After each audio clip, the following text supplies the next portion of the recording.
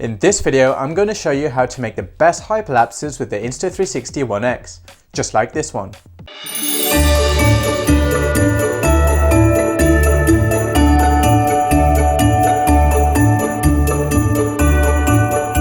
I follow my own 3 golden rules when making videos. That is to keep it short, punchy and shareable. Just think about how people use Facebook and Instagram. They're just scrolling through their feeds really fast. So why not make videos that are 3 to 20 seconds long and get more people watching most or all of your video, opposed to watching only half of your 1-minute video. Keep it punchy. Your video needs to communicate one message really clearly. And in this case it was the angel, and I just wanted to show the angel in the best way possible, and that's all the video did. And make it shareable. The angel video makes people go wow. Your video can make people happy or inspired. Your video needs to evoke emotion in the audience, and if your video can do all of these 3 things, make it short, punchy and shareable, then I can guarantee your audience will love your videos. So now I'm going to show you what the raw footage of the angel looks like on the app. So I'm going to tap the footage, tap play. So here you can see me with the One X on the invisible selfie stick, and I'm extending the invisible selfie stick to its full length. And then I'm going to begin walking towards the angel, taking small footsteps, bending my knees and walking really slowly. And this will give you a really stable walk. I'm also holding the stick with 2 hands. I'm doing everything I can to make sure the camera is as stable as possible. I walk in a straight line past the angel. I then stop for 1 second. I then turn around and then I do the shot again in the same recording, so I have 2 shots so I can pick one that looks best in post. So to make our hyperlapse video, we need to do 3 things. Firstly, we need to trim our footage, so we get rid of the start and the begin when I'm putting the stick up and down. I then need to add pivot points so we can show the viewers where we want them to look. And thirdly, we're going to add the speed to turn the video into a hyperlapse video. So to trim your footage, go to Edit, Trim. Now we have the start of the video selected, and I'm going to trim the start until I begin walking towards the angel, about here. I'm going to select the end of the video and I'm going to stick to the first shot. So I'm going to cut until I walk behind the angel.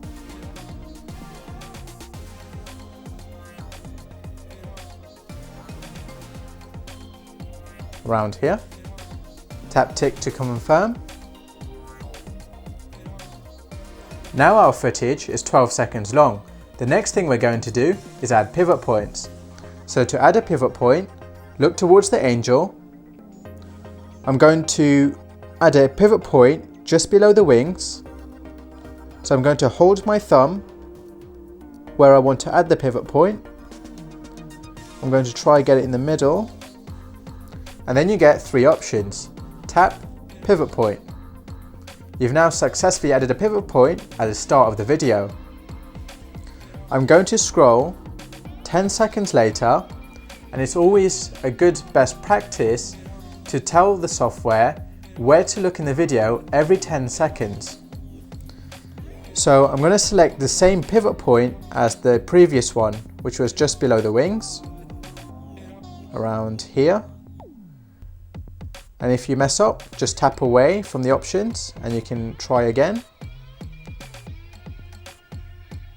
And once you're happy with your selection, tap pivot point to edit. I'm going to scroll another 10 seconds to 32 seconds. The previous one was at 22 seconds. And add another pivot point at the same point as the previous ones, which was around here. I'm then going to scroll to the end of the video and add another pivot point at the same point as the previous ones. And now we have all our pivot points added. The next thing we need to do is add speed. So to add speed, go to Edit, Speed, scroll to the start of your video. I'm going to leave the first second at normal speed. This is because I want the viewers to look at the angel before it goes into hyperlapse mode, but this is down to your own personal preference, so you can start the hyperlapse at the beginning if you wish. I'm going to select 8 times speed. I'm going to drag the video to where I want to apply the speed to, and I'm going to apply all the way throughout the video but leave the last second as normal video. Tap the tick to confirm your speed. Now I'm going to show you a quick tip to save your video just in case your phone crashes, and you should do this every couple of minutes when editing your video. So what I want you to do is go back, and now your edit has been saved. So if your phone crashes and you go back into your edit, it will at least start from this last save. I don't recommend doing an entire edit without going back because you will lose everything if your phone crashes. So make sure to do this quite often. So now the video is ready to export. So tap the export button. To download it to your phone, tap local. Here you will get a preview of your video, but your mobile phone can't show you the final preview with the speed, so you have to export it to see what it will actually look like.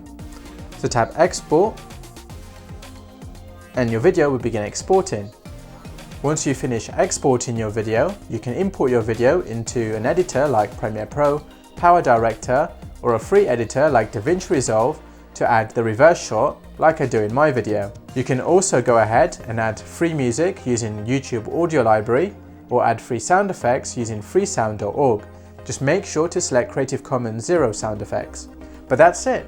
You now know how to make the best hyperlapses using the Insta360 One X.